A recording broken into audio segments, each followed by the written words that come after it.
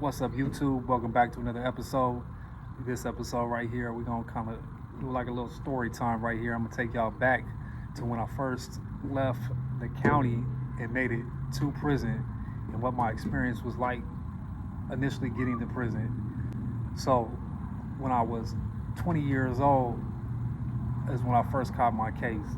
And the case that I caught was for attempted murder and attempted murder and first degree assault. And ultimately, I fought the case for a year in the county.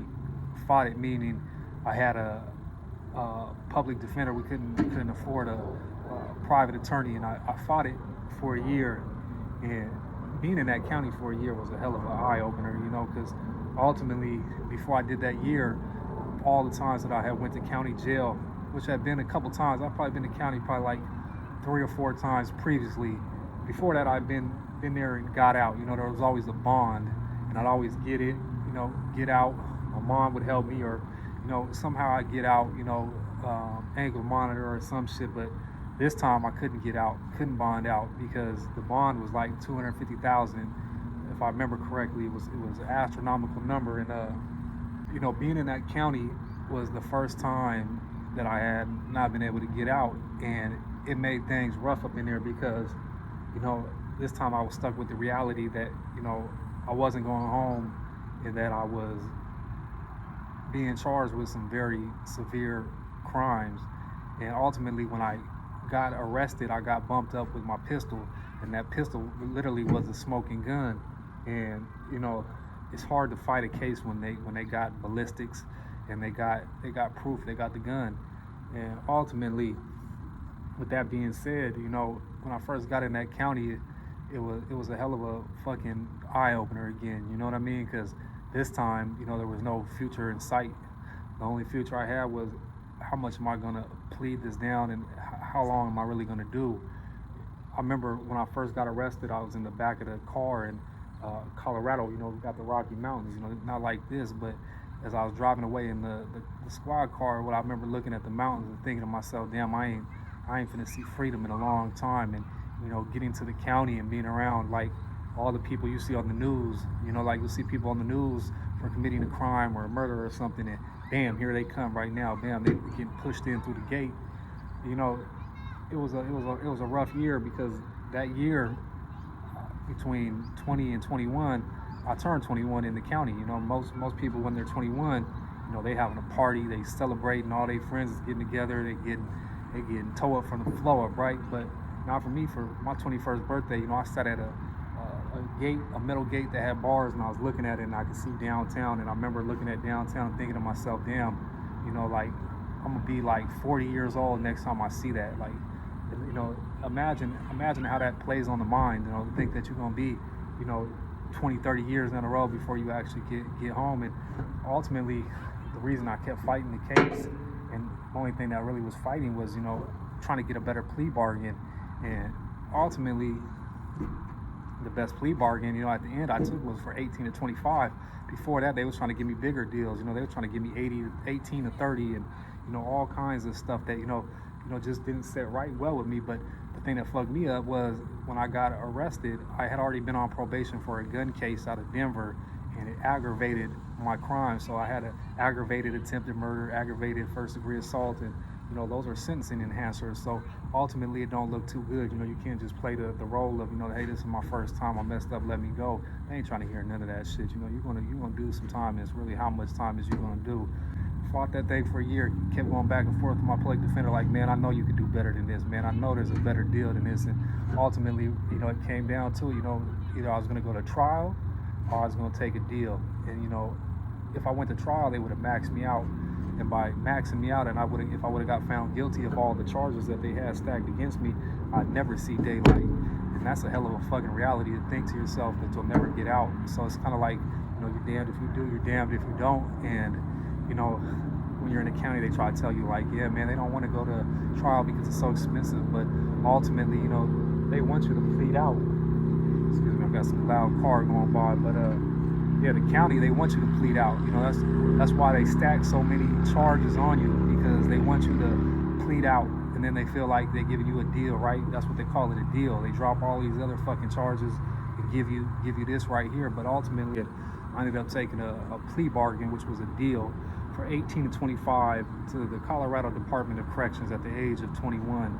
And when I took that, ultimately it gave them sentencing between 18 years and 25 years, and I ended up getting 22 years, which was more years than I had been alive, ultimately at that time than I'd existed on the world. And it was a mind fuck for me, because here I am 21 years old, and I can only fathom in my mind what 21 years of life was like. And not only that 21 years, I've only been an adult, or mind frame wise, since maybe like 16, right? 16, 17, 18, 19, 20, 21, I've been bearing the responsibilities of what, an adult should kind of have, right? And ultimately, never did I think I'd end up with 22 years in the Colorado Department of Corrections. So I take the deal, ultimately they give me the option. I enter my plea. It takes like 2 weeks for me to get in front of the judge. I go in front of the judge for sentencing, and my mom is in the back of the court when I go to court, and she had wrote some letters to the judge, and she tried to paint the good image of me and everything like that. But ultimately I go there, they have me in the hearing, the public defenders represented me, and then you have the DA who's going over my case, and they let the victims speak as well. And one of the people who spoke the most negative on me was the homicide detective, and what he said is pretty much one of the biggest damning pieces to me, because he got on that stand and tried to say within his X amount of time of being a homicide detective that I was one of the most dangerous and violent people that he had came across in his time working on the force, and that I had brought my Denver ways, because I ultimately got caught in Colorado Springs for these crimes. And I'm not from Colorado Springs, I'm from Denver. And he tried to say that I brought my Denver ways to Colorado Springs, and people like myself are should stay out of Colorado Springs and stay in Denver. That I brought my big city ways to this little small town, because that's what Colorado Springs was kind of like. It was like a small town, and Colorado Springs is like the second biggest city next to Denver. And I'm sure by now, this happened in 2003, it's 2022. I'm sure Colorado Springs has expanded by now. And my mom in the background, she's crying, she's sobbing. And when I finally got in front of that judge and he finally gave me that 22-year sentence, I still to this day can hear her crying in the background. I can still hear the deep sobs of pain in her cries from me getting that sentence right there. And it's heartbreaking to think about it with my mom being deceased now, because man, that was a lot of pain, a lot of trauma that I inflicted on her with my actions. And I can only take the ignorant road on this shit for so much. That was really fucked up of me, and that was terrible. That ultimately that I couldn't be a more productive, better off son to her at an early age. That that here I am, motherfucking shooting at people, robbing them, and doing shit like that. That my mom never taught me to do that. My mom always taught me honest ways, and I guess I could say bad company corrupts good character, because ultimately that's in my opinion my upbringing, where our folks flawed at, is that I have bad company. You know what I mean? And ultimately their ways grew on me, and I took on their ways, and I took on their ways full throttle. And now that I've got older, I've had to relearn and reprogram. But they give me 22 years. I go back to the holding tank. I'm in the holding tank, and everybody's like, man, what happened? What they give you? Whoopie wham. And I'm like, damn, I got 22 years. And they're like, shit, oh man, that ain't too bad. At least you're gonna get out while you still young. You gotta keep in mind, you're dealing with people in there that ain't never getting out. You got people in there getting 40, 50 years, and people with 48-year sentences for murder. They still think they're gonna walk that shit down. And that's the silver lining, right? Yeah, you're gonna get out. You're gonna get out when you're young.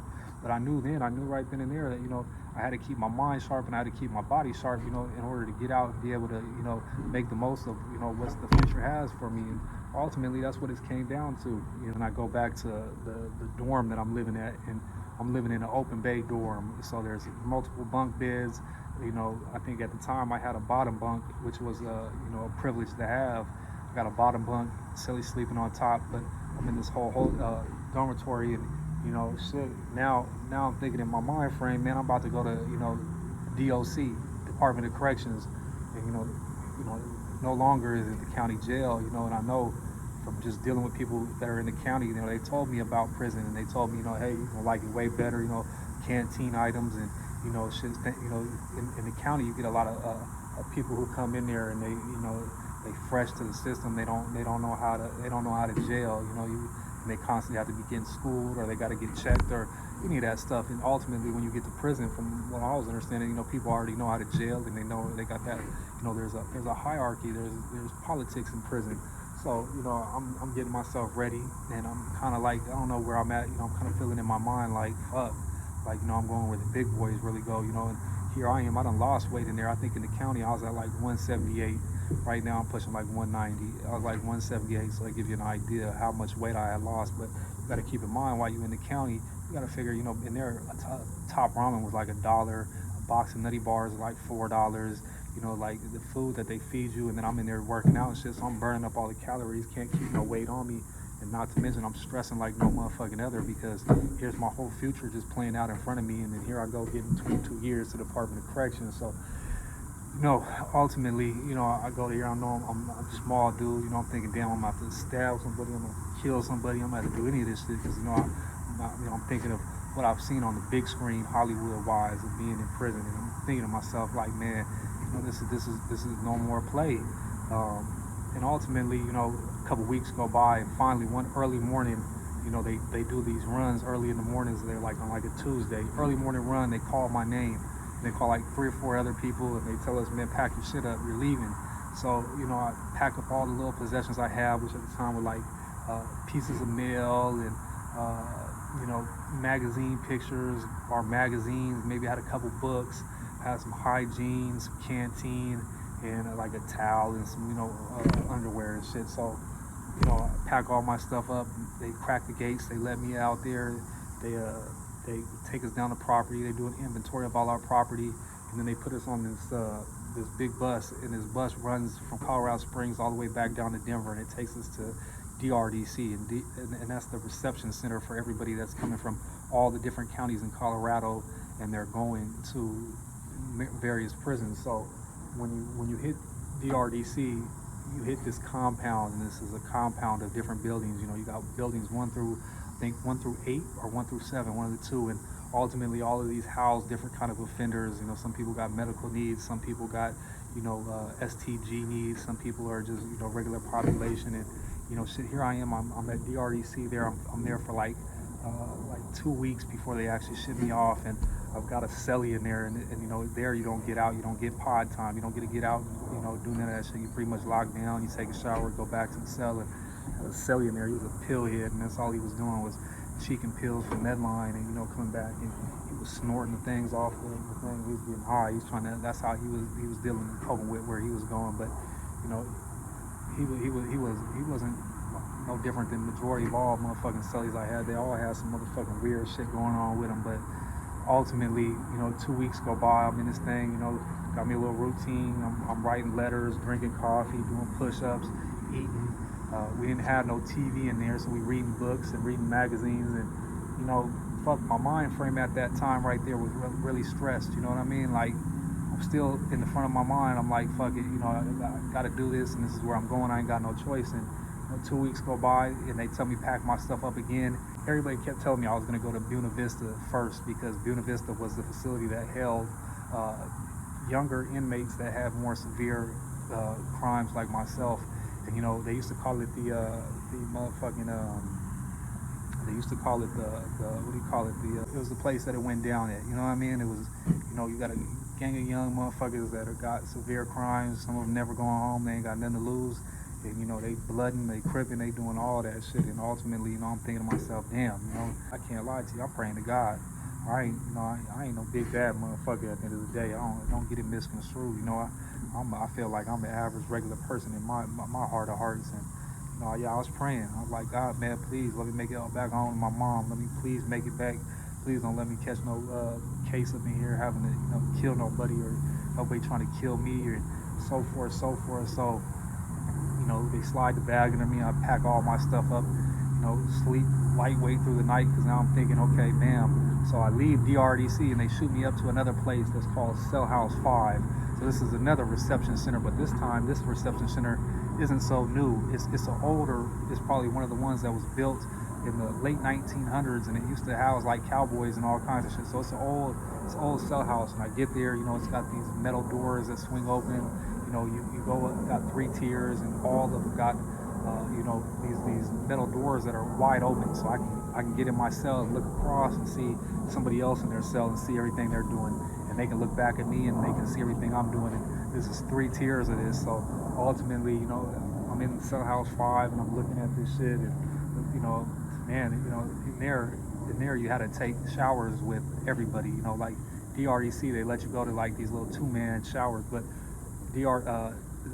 cell house 5, you had to go into like these 15, 16-man showers. They're like, one long row and then another long row, and fuck, man, I hated those showers because you gotta get naked in front of all these motherfuckers, and not all these motherfuckers are straight. A lot of these motherfuckers are gay. Some of these motherfuckers look like females. They're punks. And then when you get in there, you washing your ass, and their water's bouncing on you, your water's bouncing on them. It's just, man, it never sit right with me sharing with all these motherfucking men. But ultimately, this was another place that you was all locked down, except when you was going to chow. Now they let you come out of your chow, which is food, lunch, breakfast, lunch, dinner. You go into a chow hall and you get your food and all that good shit. And then finally, they give me another bag, and they, this time, I'm getting shipped to Buena Vista. So this time, it's early in the morning. I got all my stuff packed, and I packed up the night before, so I'm leaving early in the morning, and then there's a bunch of people going with us.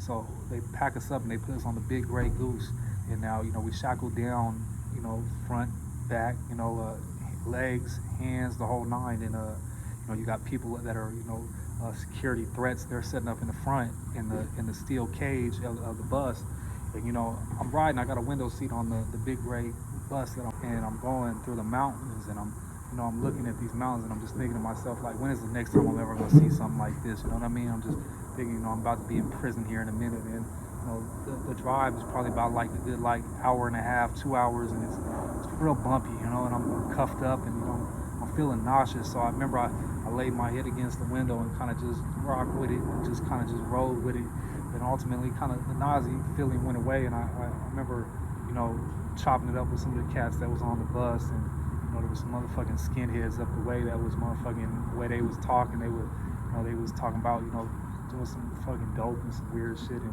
just thinking to myself, yeah, I'm about to be surrounded by these motherfuckers here in a minute. I can't. I've never got down with no motherfucking racist shit. Never been racist a day in my motherfucking life. So ain't no way I'm clicking with their program by no means. But ultimately, they say, I hear someone say, well, there goes Buena Vista right there. There's Buena right there, and it's a big building, huge building. It's definitely an industrial complex, and I'm pulling up to it. We all on this bus, and we all looking at it, and people are making noises on the bus, and they saying things and stuff like that. So we all getting prepared, and then ultimately, so.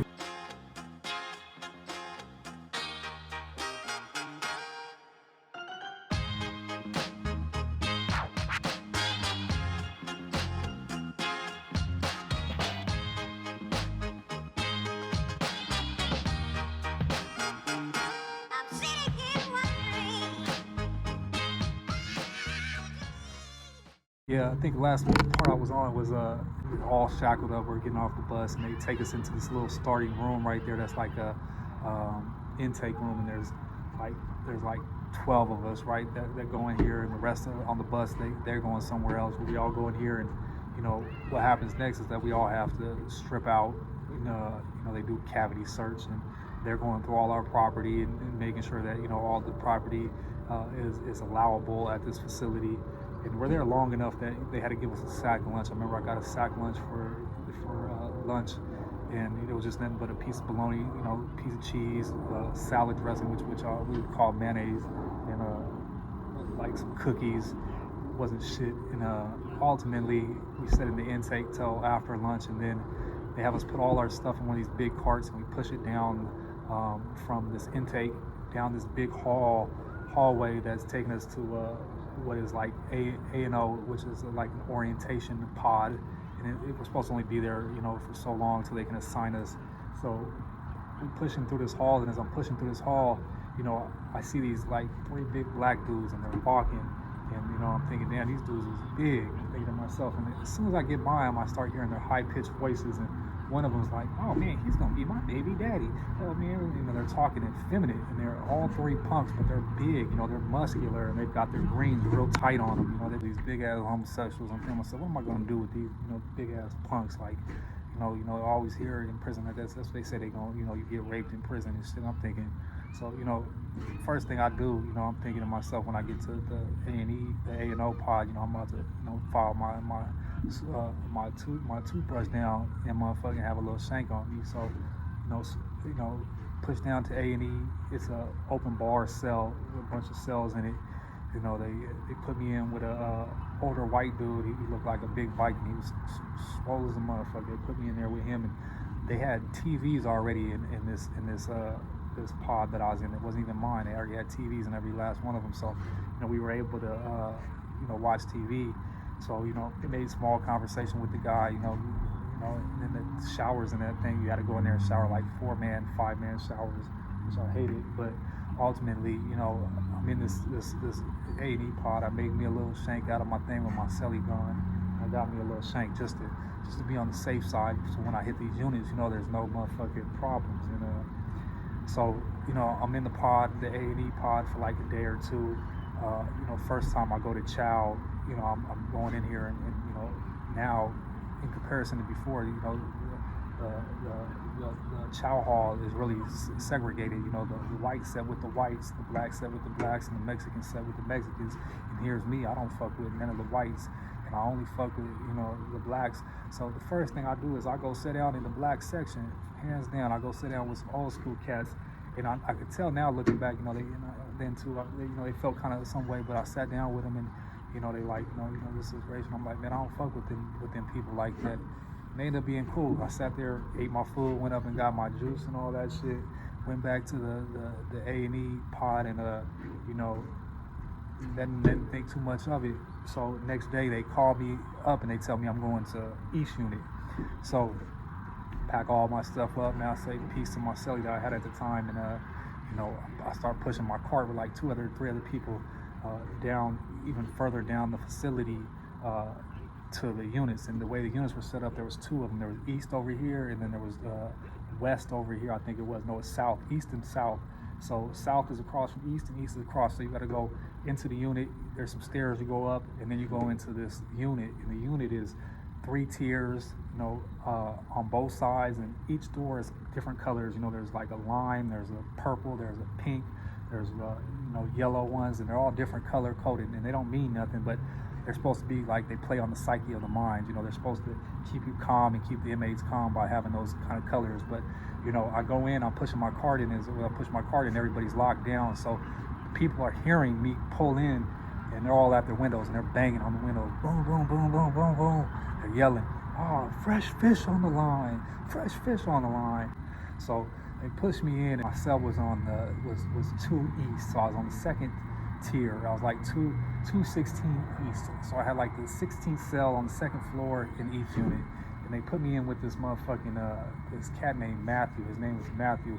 In Colorado, they got a terminology for like lames. They call them knacks. That's what they call like a lame. So I got like a lame cellies, like, and they call him knack. And his name was Matthew. And I go into this thing, and you know, this motherfucker, you know, he's like a scrawny redhead cat, and you know, he's like, he had been down for like X amount of years, and you know, he had all this stuff, his TV, his hot pot, his motherfucking coffee maker. He had all this stuff, and you know, I go in here with him and feeling him out. I can already tell me and him ain't like, you know, we ain't on the same page. You know, I see when the doors open up for pod time, you know, he's messing with these white boys and these Aryans, and I guess that's to be, you know, to be expected, right? White doing time, right? Whites is gonna fuck with whites, but here I am. I don't get down with none of them politics. I've already made it clear that I ain't about to. But long story short, we go to chow. After I get there, I think it's lunch or it's dinner, and ultimately from there, you know, I go to chow and I sit again with the blacks. You know, I sit in the black section, and I come back, and my celly, he's got an issue about it. He's like, "Oh, hey man, you can't be doing that, man. You're gonna get us both. Run up in on. They're gonna run up in on us. We can't do that. You can't do that." I'm like, "Look, man, I don't fuck around with that shit. man, I ain't fuck with these motherfuckers on the street. I ain't about to fuck with it. And whatever you talking about, man, I don't give a fuck. I'll handle that shit as it comes. So, you know, he make a big fuss about it, big deal. You know, he's in a whole little mess about it. And I'm like, no, it is what it is, bro. So, long story short, you know, motherfucking day room pop open. Motherfucking, I go out there, I go to motherfucking shower. Now, I go to shower, and the showers there are like the ones that I just came from Cell House 5 Territorial. And, you know, there's 15, 16 man showers. And, you know, ultimately, you know, when your pod time is out, whether it's in the afternoon or nighttime, you can take a shower. But in prison, you know, majority of people are coming back and taking showers at night because they've been working all day in their job or whatever. So showers are usually like the most crowded at night. And I also found out, you know, I try to beat the crowd and go early in the morning with like the 4 a.m. And 4 a.m. is where all the weirdos and punks and fags and all that shit is at. So never again would I go in the morning to a shower. But I went at night, and this time I go to the night, and you know, I go there with my shower shoes, and you know, I got my towel. I walk out of my boxers and shit. You know, I got my little change of boxers and clothes and shit. I go to the shower, walk for myself down the, you know, from down the tier, down the steps, and into the shower. And you know, while I'm at the shower, you know, I'm seeing motherfuckers with, you know, that are, you know, Southerners and Northerners, and you know, they watching for one another by they take showers. You know, they basically, you know, keeping guard. One of them is in their boots and they ready for whatever. Another one is showering, and then when he's done showering, you know, the other one will take his boots off and get in the shower and do his thing, and they watching out for each other.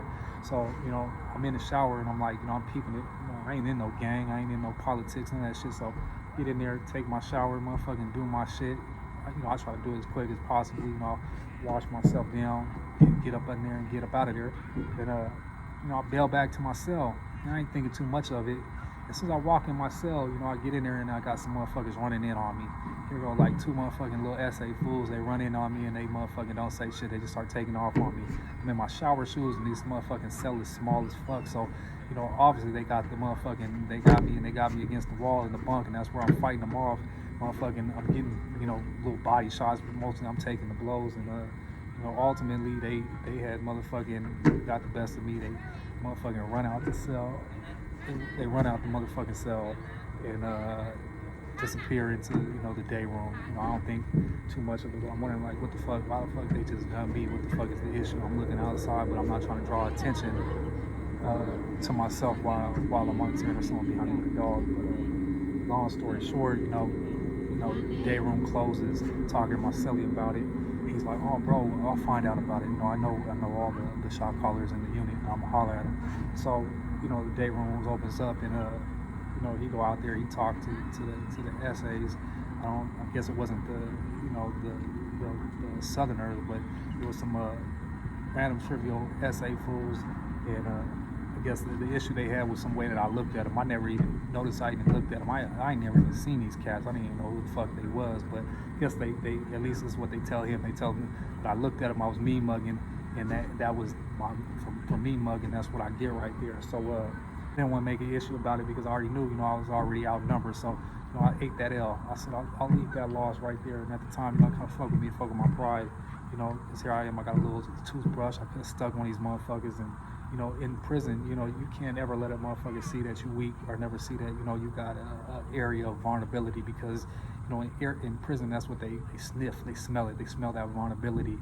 And, you know, long story short, you know, that was one of my first realizations that I was in motherfucking prison. You know, here I am going to the shower and getting jumped on my way, coming back out of it. And, you know, I'll touch on it in another video because this video is getting long now and the sun's setting and everything. But ultimately, you know, that was a harsh wake up in reality to the motherfucking world I'm living in. But, you know, hope y'all enjoyed the video. You know, I try to touch on it and try to bring back the memories as best I can. You know, it's been quite a while since I can remember, but bring y'all way more videos, way more stuff that touches on these topics. You know, make sure y'all hit that like button. Make sure y'all subscribed. And if there's a video or a topic or something you want to see me bring up and cover, man, drop it in the comments and I'll tap in with you. But, you know, much love. I'm out.